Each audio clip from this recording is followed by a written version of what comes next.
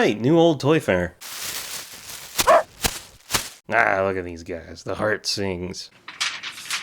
Dear Toy Master General, I know it's early, but Danger Girl is hot! I thought I was watching a movie when I read the first issue. Are we going to see an action figure line? Stefan Reynoso, Philadelphia, PA. It's a pretty safe bet, it's just a matter of when. Danger Girl creator J. Scott Campbell says plans for a toy line have been discussed, but any concrete details are a long way off.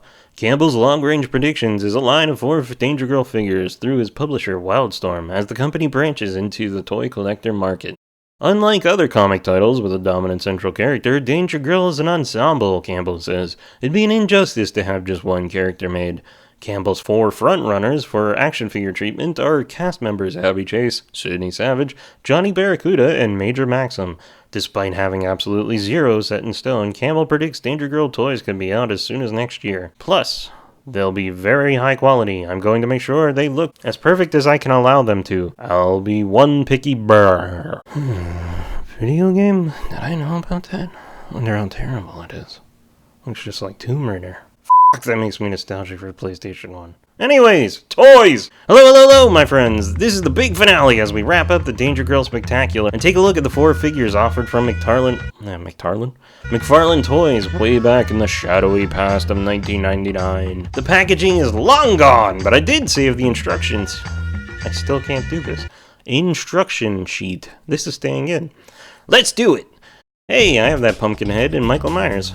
He's on my Star Trek shelf. I call him Murder Kirk, which incidentally is going to be the name of either my metal band or my DJ handle as soon as I pick a genre. Right off the bat, this line earns points for the G.I. Joe style file cards. I'm not going to read all these because we know these characters already. Actually, maybe I should look at the Maxim one because he's got zero backstory in the series, except for being kind of a Frankenstein experiment. Oh, there it is. Name, Major Maxim, Affiliation, Hammer Empire, Specialty, Rapid Assault Commander. He's a RAC. Secondary, Heavy Armor Divisions. He's a Hattie, Interrogations, Hattie, RAC, Hattie. Birthplace unknown, rebirth place, Hammer headquarters. That's pretty clever. Major Maxim is the monstrous mastermind behind the Hammer Empire's apocalyptic military forces. Once but a trifling soldier of that very army, Maxim became an unwilling victim to Dr. Karnoff von Krippler's bizarre Hammer Ubermensch super soldier program. The first and only success of the strange procedure, Maxim soon became dependent on the mysterious blue liquid, which supplies and sustains his incredible size and strength. Major Maxim feared the world over as the Hammer Empire's dynamic, virtually unstoppable killing machine. Has only one known weakness, the life-enhancing Serum X, which races through his fevered veins. Major Maxim always stands eager to ventilate the opposition with his custom Viper machine gun. There you go, that's the name of his gun whenever we get to it later. What? Weakness? I thought that's what kept him alive and super strong. Seems kind of silly. I guess I mean if you damage it, you could hurt him. Basically, he's the anti-Captain America. And as you can see from the backs, they use the same art from the character introduction pages in the comic for the toy packages. Remember when I said, remember this art's going to show up way back in part 1 of these reviews? Here it is. Kicking off the review is world-renowned archaeologist Abbey Chase, seen here with some other rather famous archaeologists and obtainers of rare antiquities. I couldn't decide which indie to use. Each figure comes with a base for the character to stand on, like Abby's, what would you call that? Cambodian influence design? The base breaks down into 8 pieces made up of 3 bamboo shoots, a ruined temple face, some ferns, a pile of skulls, and a pile of dirt with a nameplate. There's also a snake, which I think is supposed to be a poisonous coral snake, but I'm not sure that the coloring is correct from what I'm seeing in pictures. Abby also comes with a gun, and if I knew anything about guns other than shooting them at a range, I could tell you what this one is or what it's based on. Moving on! The back of her holster is open so you can fit the weapon inside, but there you encounter the classic problem of 90s action figures. It was a new era in toys. Toys had never seen the amount of detail that was suddenly being put into figures, and McFarlane Toys was leading the way. Though his figures were really meant to be more plastic statues than actual playthings. As a result, you started seeing toy lines adopt this same philosophy, and as a result, we had a number of years of characters in fixed positions that looked awesome but left a lot to be desired in the way of action poses other than their predisposed one. In Abby's case, you're left with a character that needs to be holding the gun and aiming it in order to look right. Abbey has 6 points of articulation here with neck, 2 shoulders, midsection, and V-shaped pelvis. What the? I have questions about this scapula. Overall, the sculpt is pretty outstanding, though the paint may leave something to be desired, as you can see on the face. Still, her feminine appeal remains intact in the transfer from the sexy spy comics to the 3-dimensional form. Hello? Sidney Savage! One could be forgiven for thinking that this base is some kind of cross between Southern Bayou and Australia.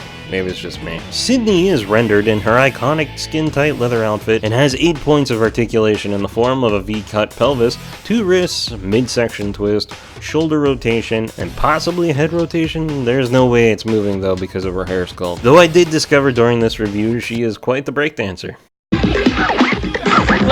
Also, beware of this clip. It's meant to hook the whip onto, which I immediately broke and superglued back together. Whatever, it's hotter if she has it wrapped around her body anyway. Did she have that mole in the comic? I can't remember. There's her butt, and you can see there's no way she's going to be able to hold that whip, which itself leaves a lot to be desired, especially when compared to another famous adventurer's whip in 2 other forms. Her base breaks down into 6 pieces, which include 3 wooden poles, 7 if you count the string that falls off, a nameplate and crocodile, I thought crocs were brown and alligators were green, a sandy beach base, and a koala bear. Aw, he's adorable.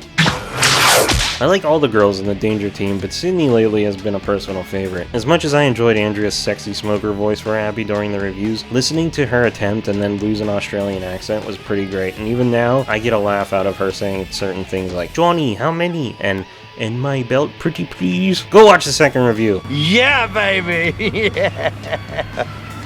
Natalya Castle. Ooh, probably should have dusted that. That dastardly, devious, turncoat, Russian blonde, hot, well-endowed, I could forgive her seductress, was the first figure I bought back in the day before having ever read the comics. I've since rebought the whole set in the past few years, once I discovered how much I loved the comics. Natalya comes with a snow-encrusted chunk of presumably Siberia, where shards of ice jut from the surface of the planet. Ice shard assembly required. She has the most points of articulation of all the girls, coming in at 11. 12 if you count the neck, but just like Sidney, you're not going to get much movement out of it because of the hair. There's rotation on the forearms, biceps, and shoulders, a midsection swivel, and the standard can't sit correctly V-cut pelvis. She comes with 2 knives to be held in both hands. Without them, she just looks like she's prepping for fisticuffs. There's the reverse side, and she also comes with a smaller knife that can be kept in the sheath on her leg. In the 90s, I was surprised how she had a real fishnet type top. Wow, that's a twister. And it was the first and probably only time that I had seen such a thing. I can't imagine it's cheap to produce a figure like that. Shall we shag now or shall we shag later? Major Maxim. Every good line of action figures needs at least one villain, and Major Maxim makes up for at least 2 of them. His stand includes the hammer banner with 2 poles to plug into the base. Disclaimer! Be very careful removing the posts or you'll end up doing what I did after reviewing all these and snapping part of it off in the hole. He also has the Castle stone base itself and 2 torches. 2 ammo clips can be plugged into the massive gun that he has, and his hat is also removable and guaranteed to drive you insane as you struggle to keep it on his head. On his back we see his tank with previously mentioned blue liquid inside. He's got 6 points of articulation at the neck, 2 shoulders, midsection twist, and you're not going to be doing a lot with the 2 leg swivels due to that long vinyl coat. There's some detail on the boot so your Danger team can follow some unique tracks in the mud to locate his hidden base. He can hold the gun pretty tightly, but I constantly struggle with the one clip always falling out. Man, I still love Major Maxim. This sort of thing ain't my bag, baby. And that's it, guys. That's the whole line. Not sure why they didn't try to make a few more like Johnny and Valerie, but I'm sure money was a factor. I imagine they were trying to maximize appeal with the character choices, and these were certainly the best decisions. The line can still be found for pretty fair prices. They're cheaper than most of your modern NECA figures and still look great despite not having a lot of posability. And I could say that at least they had more going on than most of the earlier comic figures of the 90s, like Witchblade and Lady Death, where I swear Claver and Moore just reused the same mold over and over again and just sculpted different pieces over top. Both of those figures we'll get into in the future along with some of the comics. Woo! In dumb present day, there's currently a premium format figure of Abbey Chase available. In my modest opinion, it's awful. At least as far as looking like Abbey. I don't know, that face is definitely not her, and there's something too droopy and cartoony about the limbs. I don't have any idea how this thing got okayed. It's well executed, don't get me wrong, it's just not Abbey. It's just so freaking weird looking, I don't know. In other news, I finished part 1 of my comic, and I now have a new cover. I'm still not gonna share anything from it until I have legal things taken care of and locked down. But here's a quick uninformative glimpse.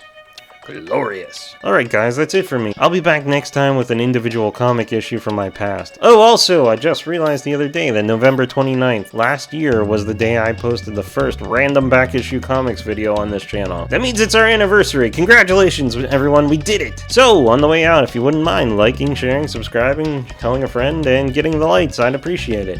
Thanks, bye.